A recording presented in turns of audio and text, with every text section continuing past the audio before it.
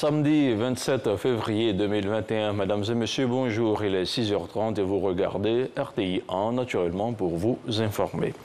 Et on démarre avec ce communiqué de la présidence de la République de Côte d'Ivoire. Le président de la République, son Excellence, Monsieur Alassane Ouattara, accompagné de la première dame, Madame Dominique Ouattara, a quitté Abidjan ce vendredi 26 février 2021 pour un séjour en France. Au cours de son séjour, le chef de l'État aura un entretien suivi d'un dîner avec son homologue français, son Excellence M. Emmanuel Macron, le mercredi 3 mars 2021 au palais de l'Élysée. Le président de la République échangera également avec le ministre français de l'Europe et des Affaires étrangères, M. Jean-Yves Le Drian, fait à Abidjan le 26 février 2021. On parle maintenant de la maladie à Covid-19. Hier vendredi, le ministère de la Santé et de l'Hygiène publique a enregistré 131 nouveaux cas de Covid-19 sur 2213 échantillons prélevés, soit 5,9% de cas positifs, 116 guéris et un décès. Depuis hier, donc, la Côte d'Ivoire compte 32 478 cas confirmés, dont 31 431 personnes guéries, 190 décès et 857 cas actifs. Le nombre total d'échantillons est de 417 474. Et dans ce reportage que je vous propose de voir maintenant, notre reporter Salimata Dia revient sur le rôle des partenaires dans l'acquisition des vaccins anti-Covid-19. On regarde. On est les plus grands bailleurs de fonds de COVAX, avec presque 40%. Et donc, c'est vraiment la solidarité qu'on montre et ça reflète ce que le président de la Commission européenne disait, qu'on ne peut pas combattre une pandémie si les vaccins ne commencent pas au même moment partout. Et donc là, on a l'exemple aujourd'hui en Côte d'Ivoire. Le COVAX, c'est une initiative des Nations Unies pour justement permettre une réponse juste à cette pandémie. On ne peut pas imaginer que certains pays restent en dehors de cette campagne de vaccination, d'une part parce que ce ne serait pas équitable et nous avons besoin de nous assurer que nous sauvons des vies et que nous préservons l'économie dans tous les pays. Nous faisons évidemment le logistique, nous avons arrangé la livraison de ces vaccins avec les partenaires COVAX et avec nos autres partenaires comme l'OMS.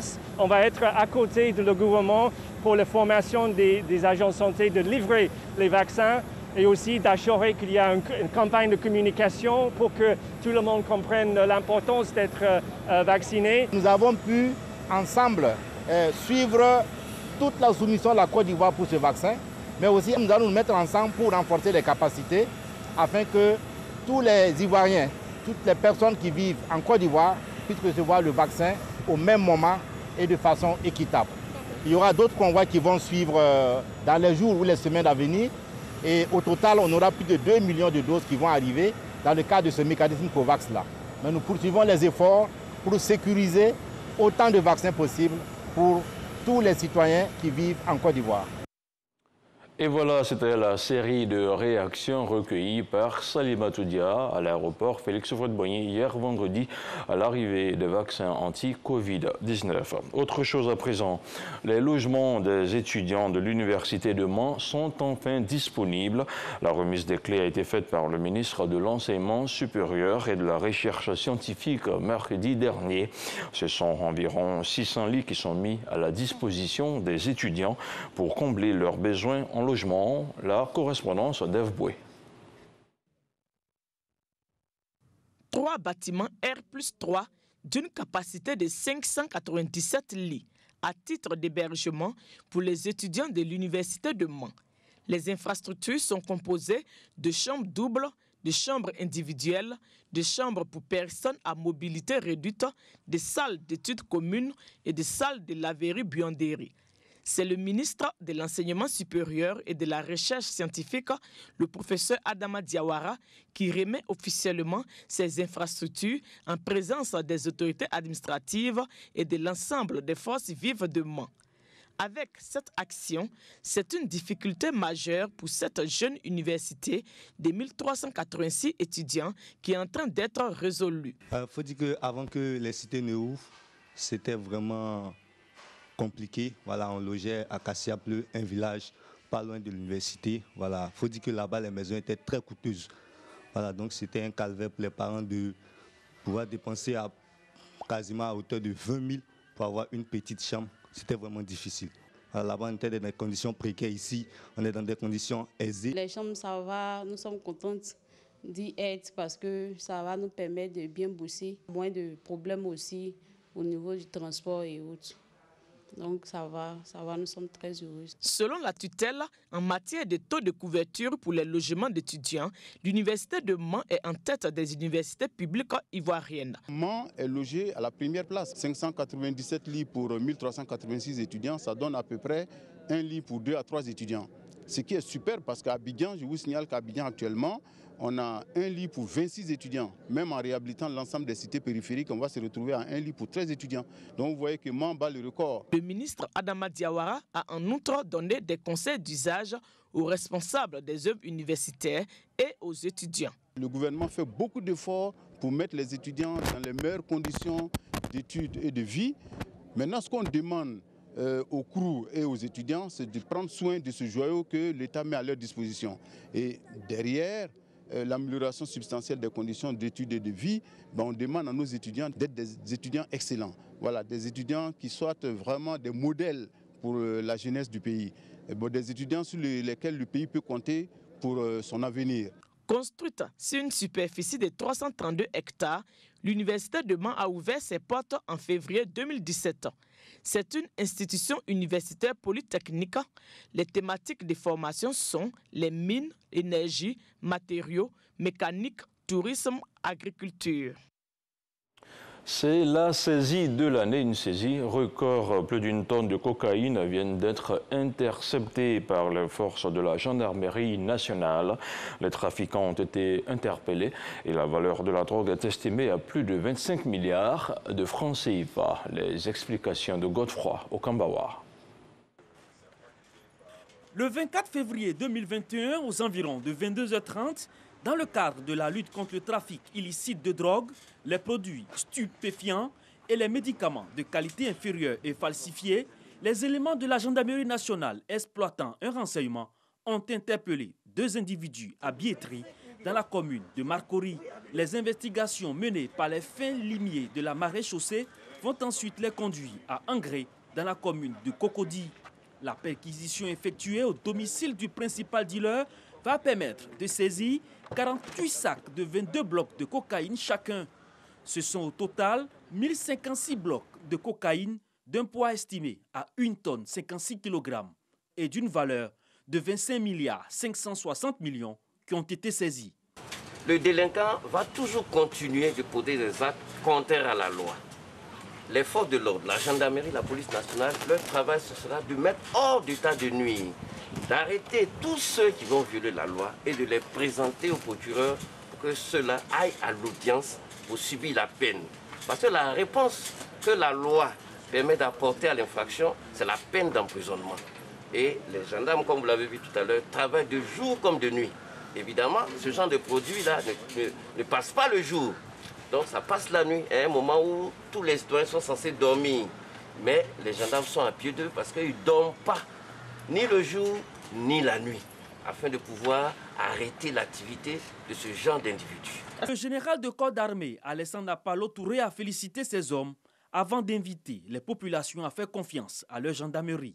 Juste à rassurer la population pour dire que sa gendarmerie est à la tâche, elle fera ce qu'il faut pour que tous ces criminels soient mis à la disposition de la justice.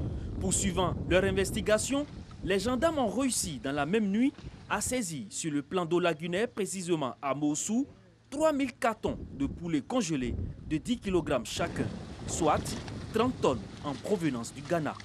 Cette saisie a été mise à la disposition des services vétérinaires.